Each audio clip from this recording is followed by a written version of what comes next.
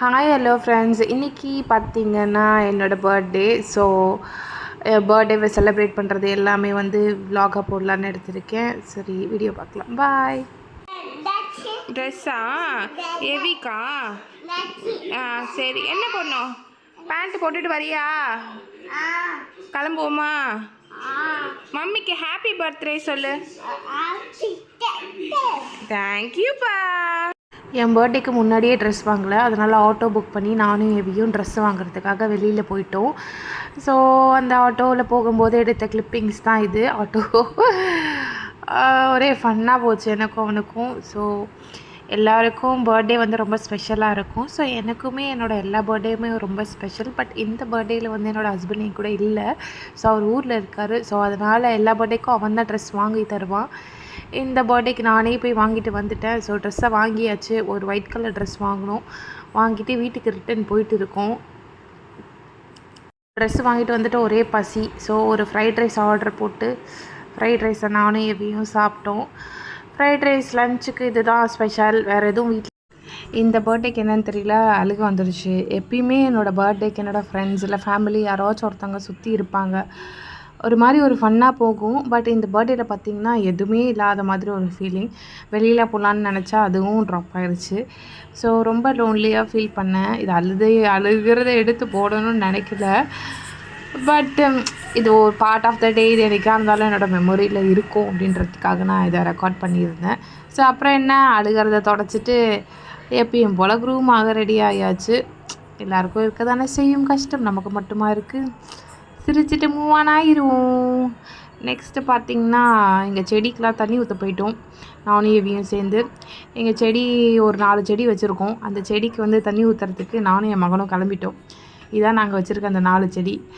அதுக்கு தண்ணியில் வந்து கிளாஸில் எடுத்து தண்ணி ஊற்ற போயிட்டோம். கொஞ்சம் கொஞ்சமாக தண்ணி ஊற்ற ஆரம்பித்தோம்.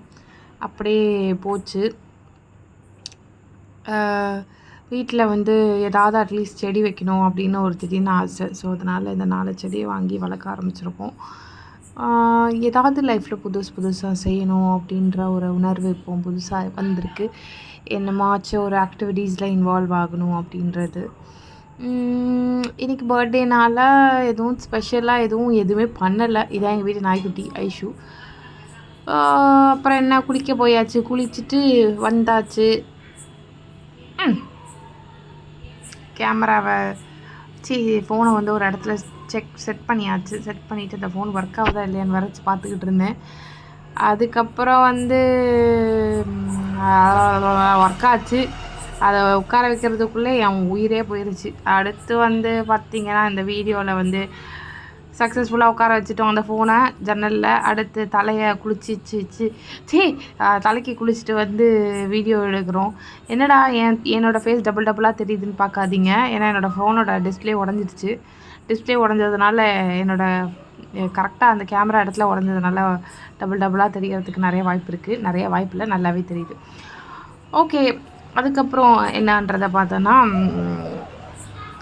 அதான் அந்த ரிஃப்ளெக்ஷனை தான் நான் வந்து கொஞ்சம் நேரம் உட்காந்து விளையாண்டுக்கிட்டே இருந்தேன். என்னடா நம்மளுக்கு ரிஃப்ளெக்ஷனாக தெரியுறோமே அப்படின்ட்டு. அதுக்கப்புறம் பார்த்திங்கன்னா க்ரூமாக ரெடி ஆகியாச்சு. தலையை காய வைக்கணும். தலை காயவே இல்லை. இந்த சுருட்ட முடியை வந்து என்னமாவது ஒன்று க்ரூமிங் பண்ணால் தான் அட்லீஸ்ட் அதை பார்க்குறதுக்கு நல்லாயிருக்கும். ஸோ அதனால் கர்லி ஹேர் ரொட்டீன் எல்லாம் ஃபாலோ பண்ணிட்டதுக்கப்புறம் என் ஹேர் இப்படி தான் இருந்துச்சு. ஸோ அதுக்கப்புறம் பார்த்திங்கன்னா இதுதான் நான் பர்த்டேக்கு வாங்கின ட்ரெஸ்ஸு. காலையில் எவியை கூட்டிகிட்டு போய் வாங்கின ட்ரெஸ்ஸு. ஸோ இந்த ட்ரெஸ்ஸை வந்து போட்டுட்டு ரெடி ஆகியாச்சு. அதுக்கப்புறம் என்ன, பர்த்டே ட்ரெஸ்ஸை போட்டாச்சு. இதான் நம்ம பர்த்டே ட்ரெஸ்ஸு. அதை தலை காயாத மண்டையை தம்மா துண்டு முடிய வச்சுக்கிட்டு சுற்றி வேறு உங்கள்கிட்ட காமிச்சிக்கிட்டு இருக்கேன். இதுதான் என்னுடைய பிறந்தநாள் உடை. இதை போட்டுக்கிட்டு நான் ஒரு முக்கியமான காரியத்துக்கு வர போகிறேன். ஒரு முக்கியமான செயல் செய்ய போகிறேன். என் பர்த்டேக்கு என் கூட யாருமே இல்லை.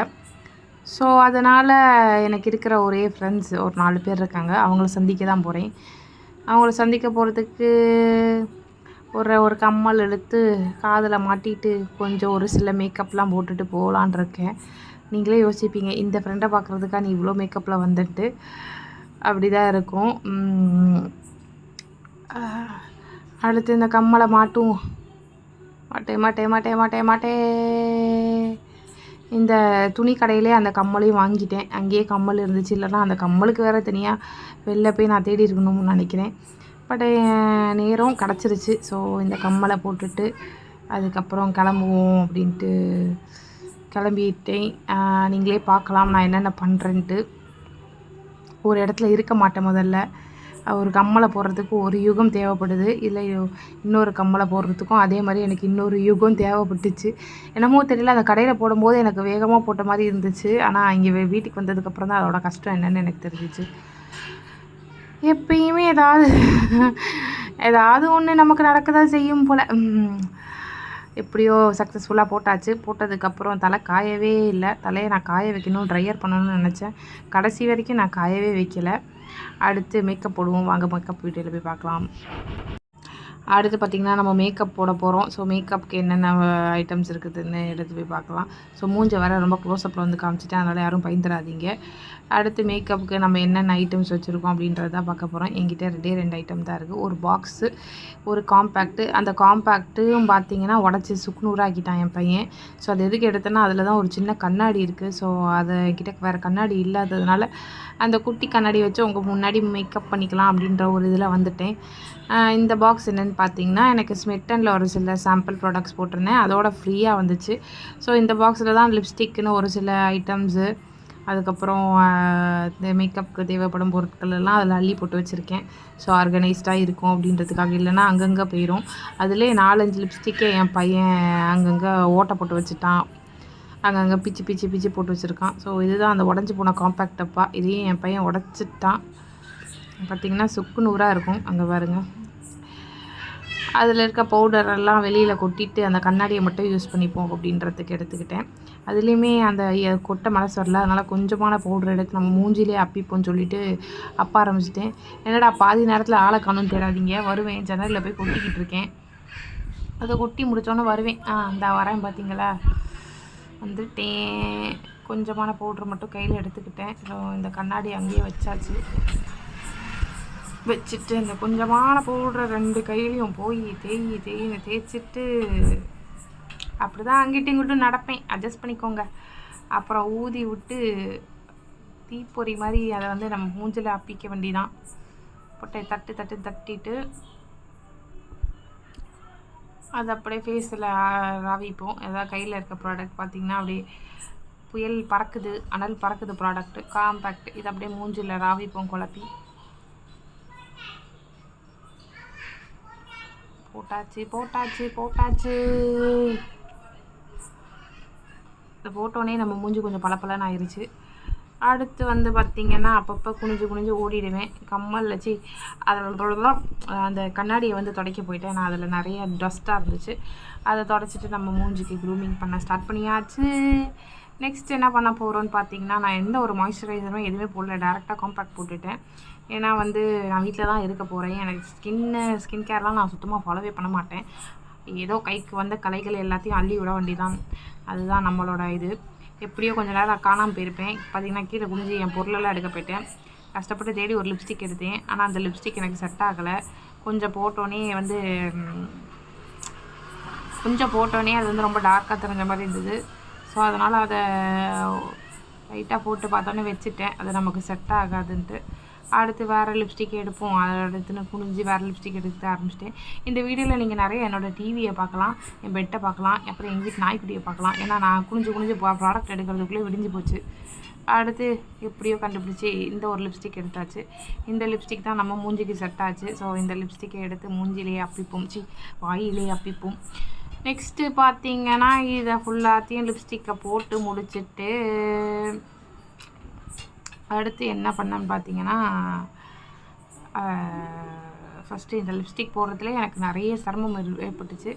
ஏன்னா அவங்க முன்னாடியெல்லாம் போடும்போது வாய் ஆன்னு போகுது. என்ன பண்ணுறது, நார்மலாகவே அப்படி தான் போகும் நம்ம வாய். அதனால் எல்லோரும் அட்ஜஸ்ட் பண்ணிக்கோங்க. அண்டா வாய் மாதிரி போயிடுச்சு. ஓகே, போட்டாச்சு. எப்படியோ லிப்ஸ்டிக்கை போட்டுட்டு இப்போ மூஞ்சியை காட்டுவேன் பாருங்கள். இதுதான் நம்ம மூஞ்சி லிப்ஸ்டிக் போட்டதுக்கப்புறம். அங்கே பார்த்திங்கன்னா மூடியில் ஓட்டே இல்லாத பக்கம் போய் சுருகிட்டு இருந்தேன். அப்புறம் கண்டுபிடிச்சிட்டேன், க்ளோஸ் பண்ணியாச்சு. நமக்கு கொஞ்சம் கண்ணு பிரச்சனை, கண்ணு தெரியாது, தெரிஞ்சு தொலையாது. தூரத்தில் இருக்கிறது ஆடா மாடான்னு தெரியாது. சரி விடுங்க, it's all part of the game. அடுத்து பார்த்தீங்கன்னா ஐலைனர் போடுறேன்னு சொல்லிட்டு ஒரு காமெடி பண்ணிக்கிட்டு இருந்தேன். நமக்கு தான் எதுவும் வராதில்ல, அதெல்லாம் ஏன் பண்ணிக்கிட்டு இருக்க, அந்த மாதிரி ஆயிடுச்சு. பார்த்தீங்கன்னா அந்த ஐலைனர் எப்படி போடுறேன்னு பாருங்கள். ஃபஸ்ட்டு போடுவேன் மஸ்காராவாக, நம்ம அதையே யூஸ் பண்ணிப்போம். ஏன்னா மஸ்காராலாம் வாங்குறதே கிடையாது. பார்த்திங்கன்னா அவங்களுக்கு நான் டுட்டோரியல் சொல்லித்தரேன். நான் க்ளோஸ்அப்பில் வேறு வந்து போட்டுக்கிட்டு இருந்தேன். சரியான ஃபன் பண்ணிக்கிட்டு இருந்தேன். க்ளோஸ்அப்பில் போட்டால் மூஞ்சிலலாம் அந்த தலை காயாமல் கன்னத்துலலாம் இது பட ஆரம்பிச்சிருச்சு, ஈரம் பட ஆரம்பிச்சிருச்சு. இவ்வளோ க்ளோஸ்அப்பில் மூஞ்சை காட்டாதமா அப்படின்னு உங்கள் குரல்லாம் எனக்கு கேட்குது. பட் வேறு வழி இல்லை, அட்ஜஸ்ட் பண்ணிக்கோங்க. ஏன்னா இது வந்து பர்த்டே விலாக், அதனால் எல்லாத்தையுமே போட்டு தீர்வேன் அப்படின்றதுக்காக, உங்களை டார்ச்சர் பண்ணுறதுக்காகவே வந்துட்டேன். ஸோ அதுக்கப்புறம் பார்த்திங்கன்னா எல்லா மேக்கப்பு எல்லாத்தையும் அதே நம்ம வந்து ஐப்ரோக்கும் யூஸ் பண்ணிக்கிட்டு, ஒரே ஒரு ஐலைனர் தான், ஆனால் அதை மல்டி ப்ராடக்டாக நம்ம யூஸ் பண்ணிக்கலாம். எல்லாத்துலேயும் அதை ராகி விட்டாச்சு. அடுத்து பார்த்திங்கன்னா ரொம்ப நேரம் பேசிகிட்டு இருக்கேன், எனக்கு கொஞ்சம் ஃபார்வர்ட் பண்ணிட்டேன். ஏன்னா ஐலைனர் போட்டாச்சு. ஐலைனரில் கொஞ்சம் சைடில் ஒரு விங்கு எடுத்து விட்டேன். இந்த பக்கம் ஒரு விங்கு, அந்த பக்கம் ஒரு விங்கு. அப்பப்போ அந்த முடி வேறு ரொம்ப டிஸ்டர்ப் பண்ணிக்கிட்டே இருந்துச்சு. ஸோ இந்த பக்கமும் ஒரு விங்கு எடுத்து விட்டாச்சு. விங்கு எடுத்து முடிச்சோடனே நம்ம மூஞ்சி இப்படி தான் இருந்துச்சு எனக்கு. அதுக்கடுத்து பார்த்திங்கன்னா அந்த டப்பா பொருளெல்லாம் உள்ளே வச்சுட்டு ரெவல்யூஷன் பேலட் எடுத்து அதில் ஒரு ஷேடு இருக்குது, அந்த ஷேடு தான் நம்ம ப்ளஷ்ஷாக யூஸ் பண்ணிப்போம். அந்த ஷேடு எடுத்து கன்னத்தில் போட ஆரம்பித்தாச்சு. போட்டதுக்கப்புறம் பாருங்கள் ஒரு மாதிரி பிங்கிஷாக இருக்கும் ஃபேஸு. ஏன்னா ப்ளஷ்ஷுனாலே பிங்கிஷ் எஃபெக்டாக கொடுக்கும் ஃபேஸுக்கு. ஸோ அதை எடுத்து போட ஆரம்பிச்சிட்டேன். ரொம்ப நாள் ஆச்சு விலாகு போட்டு, அதனால் போடுவோமே. நம்ம தனியாக வேறு ஃபீல் பண்ணிட்டோமா, ஸோ நம்ம தனியாக இருந்தாலே தனியாக இருக்கக்கூடாது. ஸோ அதுக்காக. அப்புறம் பார்த்திங்கன்னா இதான் நம்மளோட ஃபைனல் லுக். பார்த்திங்கன்னா இதான் நம்மளோட ஃபுல் ட்ரெஸ்ஸு. ஸோ இதுதான் ஒரு பொட்டு வச்சுட்டேன், சைலண்ட்டாக போயிட்டு பொட்டு வச்சுட்டு ஒரு குங்குமம் வச்சுட்டேன். தலைமுடி இன்னும் காயலை, என் முடி இப்போதைக்கு காயாது. ஏன்னா நம்ம வந்து அந்த கர்லி ஹேர் ரொட்டீன்லாம் ஃபாலோ பண்ணதுனால இப்போதைக்கு காயாது. ஸோ உங்களுக்கு வந்து நான் க்ளோஸ்அப்பில் என் பொட்டை வந்து காமிச்சிட்டு வேறு போயிருக்கேன், பைத்தியம் மாதிரி. இந்த மாதிரி பைத்தியம் மாதிரி நிறையான செயல்கள் நான் அப்பப்போ பண்ணுவேன், அதெல்லாம் கற்றுக்கக்கூடாது. அதுக்கப்புறம் என் முடியை எந்த சைடாக திருப்பி போட்டேன். நானே ஏதோ பைத்தியம் மாதிரி பேசிகிட்டு இருக்கேன். நான் என்ன பேசுகிறேன்னு எனக்குமே தெரியல. ஏன்னா நான் இப்போ வாய்ஸ் ஓவர் கொடுத்துட்ருக்கனால அப்போ என்ன பேசினேன்னு எனக்கு ஞாபகம் இல்லை. ஏதோ சிரித்து வேறு பேசிகிட்டு இருக்கேன், என்ன பேசினேன்னு தெரியல. பட் ஓகே, எனக்கு வந்து நான் வந்து க்யூட்டாக தெரிகிறேன், எனக்கு அது போதும். Because self love is important. நமக்கு நம்ம அழகாக இருந்தால் போதும்னு நினைப்பேன் எப்பயுமே. ஓகே, நெக்ஸ்ட் என்னென்னு பார்ப்போம். அதே மாதிரி நான் சொன்னேன் இல்லையா, ஃப்ரெண்ட்ஸை பார்க்க போகிறேன். அந்த முக்கியமான ஃப்ரெண்ட்ஸ் யாருன்னு உங்களுக்கு காட்டுறேன். ஸோ அவங்களுக்காக நான் வந்து என்ன எடுத்துகிட்டு போகிறேன்றதையும் உங்களுக்கு காட்டுறேன். பாய். ஸோ என்னென்னு பார்த்தீங்கன்னா இதுதான் அந்த பிளான். என் ஃப்ரெண்ட்ஸுன்னு சொன்னேன் இல்லையா, அவங்க வந்து வேறு யாரும் இல்லை, ஸ்ட்ரீட் டாக்ஸ் தான். என் பர்த்டேக்கு அவங்களுக்கு வந்து இந்த ரூல்ஸோட சிக்கன் கிரேவி வாங்கி சோறு அந்த கிரேவியில் கொட்டி கிரட்டி எடுத்து கொண்டு போய் அவங்களுக்கு கொடுக்கலான்றதான் பிளான். ஸோ அவங்கள கடைசியாக பார்த்துட்டேன். இவங்க தான் அந்த 3 பேர். எப்போ நான் நைட் ஆஃபீஸ் விட்டு வந்தாலும் என் பின்னாடியே வீட்டு வரைக்கும் வந்து இப்போ பாருங்கள், இப்போ வராங்கல்ல, இப்படியே வீட்டு வரைக்கும் வந்து என்னை ட்ராப் பண்ணிடுவாங்க. அடுத்து என்னென்னு பார்த்தீங்கன்னா எனக்கு திடீர்னு ஒரு கால் வந்துச்சு. இந்த மாதிரி நாங்கள் வந்து உங்களுக்கு கேக் கொண்டு வந்திருக்கோம், உங்களுக்கு ஒரு கிஃப்ட் வந்திருக்கு, உங்களுக்கு யாரோ சென்ட் பண்ணியிருக்காங்க அப்படின்ட்டு. என்னடா யாரா அது நமக்கு கேக் அமுச்சுன்னது அப்படின்னு யோசிச்சுக்கிட்டு இருந்தேன். ஏதோ பண்ணியிருக்காங்க போல் அப்படின்ட்டு. ஓகேன்னு வெயிட் பண்ணி பார்க்குறேன். ஃபோன் பண்ணோன்னே கீழே வந்து பார்க்குறேன், யாருமே காணோம். நானும் சுற்றி பார்த்தேன், யாரும் காணும். சரி பேசாமல் மேலே போயிடுவோன்னு பார்த்தேன். திருப்பி கால் பண்ணி கேட்டேன், இதை வந்துட்டுருக்கோன்னாங்க. சரி வர வரைக்கும் வெயிட் பண்ணுவோமேன்னு சொல்லிட்டு வெயிட் பண்ணிகிட்டு இருந்தேன். கடைசியாக யாரோ வர மாதிரி லைட் இருந்துச்சு. சரி யாடா போய் பார்க்கலாம் அப்படின்னு சொல்லிட்டு வெயிட் பண்ணிக்கிட்டே இருந்தேன். உங்களுக்கே அந்த லைட்டு தெரியும்னு நினைக்கிறேன். கடைசியாக ஒரு வண்டி வந்துச்சா, வரதான் இவர் தான் அந்த கேக்கு இதெல்லாம் கொண்டு வந்தவர். பார்த்தா யாரோ நமக்கு பொக்கே அனுப்பிச்சிருக்காங்க, அப்புறம் கேக் அனுப்பிச்சிருக்காங்க, அதுக்கப்புறம் ஒரு சாக்லேட்டும் அனுப்பிச்சிருந்தாங்க. யார் அனுப்பியிருப்பா, வேறு யார் நமக்கு இந்த கேக்கு பொக்கே ஸ்வீட்டு கேக்கு எல்லாத்தையும் இதெல்லாம் அனுப்புறது? ஒரே ஒரு ஜீவன் தான், என் ஹஸ்பண்ட் மட்டும்தான். அவரால் வர முடியல அப்படின்றதுனால இந்த மாதிரி சைஸாக ஏதாவது கொடுத்து சமாதானம் பண்ணுவோன்னு அனுப்பிச்சிருக்காரு. இதுதான் வந்து பொக்கே. அதுக்கப்புறம் பார்க்கவே அழகாக இருக்குல்ல, ஆனாலும் நான் கன்சோல் ஆகலை, சமாதானம் ஆக மாட்டேன், சமாதானம் கிடையாது. அதுக்கப்புறம் கேக்கு, அதுக்கப்புறம் இந்த சாக்லேட்டு இதெல்லாம் அனுப்பிச்சா மட்டும் சமாதானம் ஆயிடுவேனா? Your presence is most important. அடுத்து பார்த்தீங்கன்னா எனக்கு பர்த்டேக்கு கேக் கொடுத்தாரில், அந்த கேக் ஓப்பன் பண்ணி நானும் என் பையன் அப்புறம் என்னோடய ஃபேமிலி எல்லோரும் சேர்ந்து கேக் கட் பண்ண ஆரம்பித்தோம்.